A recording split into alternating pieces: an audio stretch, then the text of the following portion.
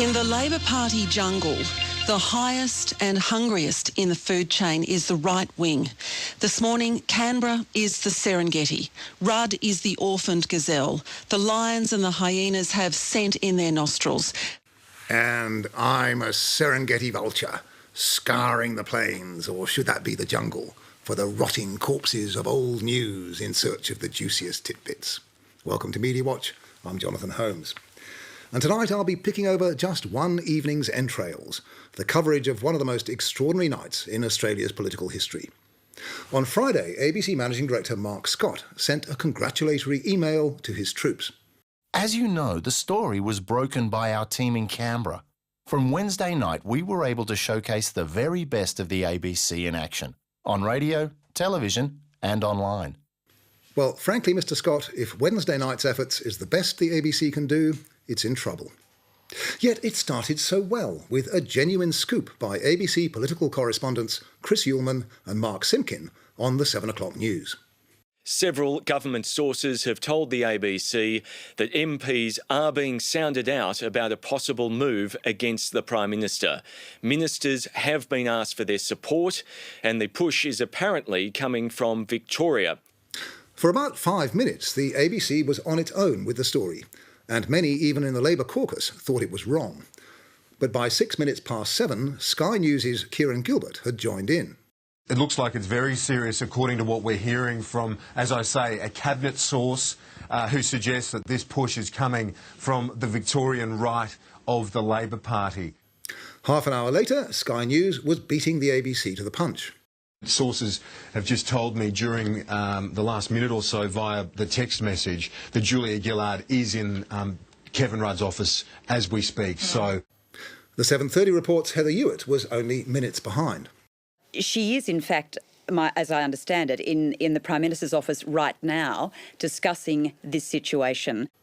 But from 8 o'clock until 9:30, ABC viewers got one 20-second update on the huge story it had broken. Over on 9, at around 8:15, the heavyweight of the Canberra Press Gallery, Laurie Oakes, had broken live into Hey Hey It's Saturday and taken the story further. The leaders of the right-wing faction in New South Wales and Victoria, Mark Arbib from New South Wales, David Feeney from Victoria, and I think Bill Shorten also from Victoria, told Julia Gillard earlier today they've lost confidence in Kevin Rudd as Prime Minister. Not that 9 managed all its live crosses so seamlessly. 40 minutes later, it tried for another update from the great man. We cross straight to Nine's chief political editor, Laurie Oakes. Laurie, what are you hearing? But Laurie wasn't hearing a thing. Never mind, the real political junkies had long since tuned to Sky News. They were riveted by 3 hours of pundits comparing text messages. We're not sharing sources here, but just a few minutes after your source mentioned the AWU, I've just heard the same thing. Okay. Paul Howes and Bill Ludwig are now backing Gillard, is the source, is the message I've just received. But it's not exactly a visual feast, is it? Might as well follow the drama on ABC News Radio. After all, according to its website, it's still Australia's only national continuous news network. Except, that is, when it's legally required to run the proceedings of Parliament, which it was doing until just after 20 to 9 that night. And then? Right now, we return you to ABC News Radio. They have to have access to borrowing. And many in Europe complain that they can't get it from the banks. Well, actually, we were pitched straight into the middle of the BBC World Service's Business Daily. And News Radio stayed with the BBC until the 10 p.m. news. Over on Sydney's 2GB, they were treating the crisis in Canberra as the story from 8 until well after 11. Ross Greenwood was working overtime in concert with the drive host, Jason Morrison, who's raced back in to help us take us through this. And Jason, you'd have to imagine that this is fairly spectacular times, extraordinary. As early as 20 to 9, when News Radio was still rebroadcasting Parliamentary Question Time, the Australian's Dennis Shanahan was predicting on 2GB that whatever happens tonight, the Rudd era is over. Melbourne's 3AW wasn't so on the ball. Fortunately for the station, morning host Neil Mitchell couldn't stay off air. He called in just after 9 o'clock to give Bruce Mansfield's listeners the benefit of his thoughts. The biggest problem of all is Kevin Rudd. and that is the biggest problem the government has. All the polls are showing it. A very senior person in the Labor Party said to me this week, he has trashed our brand, we are finished. Ooh. Of course, a lot of commercial talk stations have been attacking the Rudd government for months.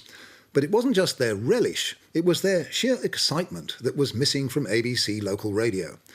The stations we've monitored ran the occasional interview with Canberra reporters like Chris Uhlmann. So there is no challenge if the challenger refuses to run.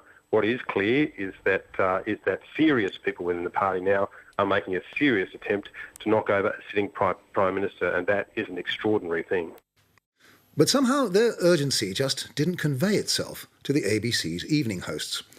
The most somnolent of all was 891 Adelaide's Peter Gers, who interrupted an interview about an Australian War Memorial exhibition at 8 minutes to 10 South Australian time with...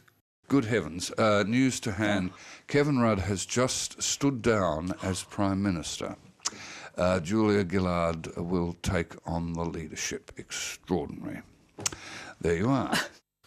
Good heavens, extraordinary. Not extraordinary enough, mind you, to warrant crossing to the press conference in Parliament House, where Kevin Rudd was about to announce that he would not stand down. In fact, Gers went on getting it wrong for another 8 minutes. Not that he was alone.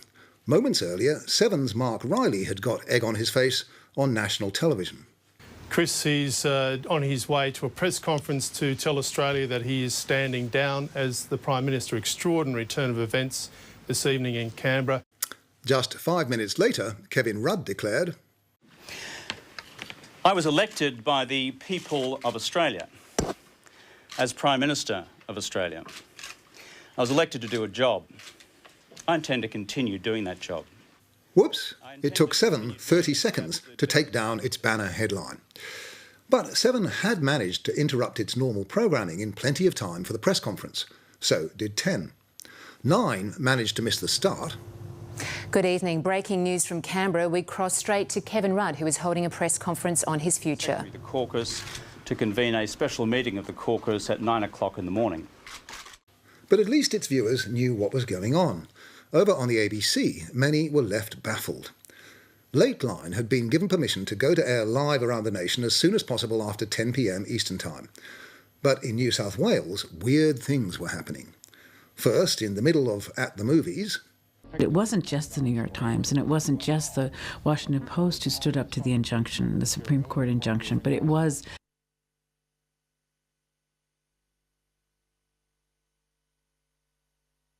the papers. I mean, they were being told by the American government. And a few seconds later...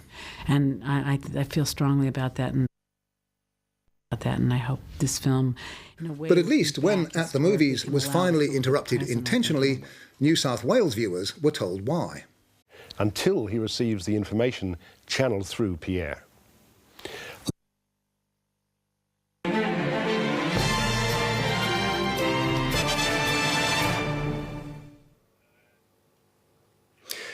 We interrupt this regular broadcast to bring you breaking news for Canberra. But in Victoria and the ACT, viewers were treated to this. And supporting players, including Willem Dafoe, are all sound. Moscow, which used...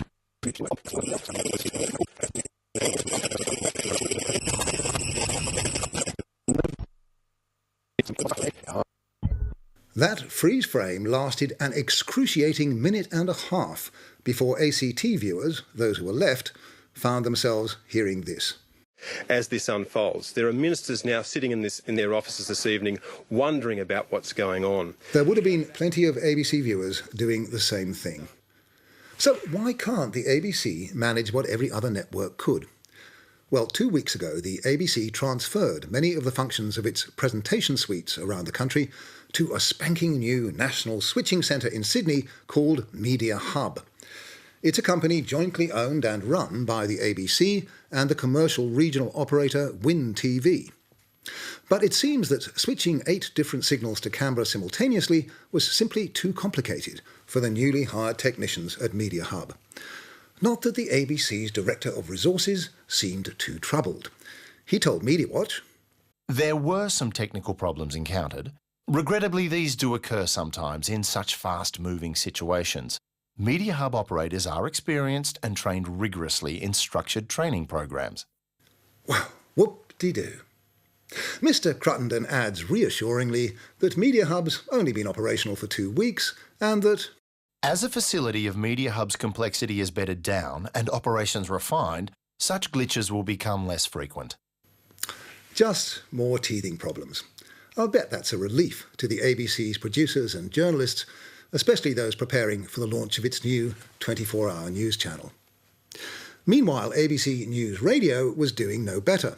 At 10:22 Eastern Time, we were still with Radio Australia's Asia Pacific, discussing the performance of Solomon Islands Prime Minister Derek Sakua. Any feelings on the way that he has performed as a Prime Minister and the way that his government has done their job? If you measure the performance. As Prime Minister of Australia, I was elected to do a job. That sounds like Kevin Rudd to me. News Radio had switched without warning to local radio's coverage and stayed there for the next 50 minutes. But the prize for sheer insouciance surely goes to Radio National's Late Night Live. Yes, it was live on air from 10 to 11 Eastern Time, and Philip Adams mentioned the Canberra goings-on as the programme opened. But then he turned to the latest news from the Central Asian Republic of Kyrgyzstan, which was dissected for 20 minutes, after which Adams blithely told his listeners, and yes, the ABC is now reporting that Julia Gillard has challenged Rudd for the Prime Ministership, and Rudd said at a press conference moments ago that he will convene a special meeting of caucus in the morning. Music, maestro, and then we're going to talk to Richard Wrangham about how cooking made us human. So much more vital than the overthrow of the Prime Minister. If that's the best you can do, Philip, why on earth bother to go live at all? An hour earlier, ABC Managing Director Mark Scott had tweeted, conclusive proof why free-to-air TV needs a news channel. ABC News 24 almost here. Sorry it is not ready tonight. Well, no doubt a dedicated news channel would have done better.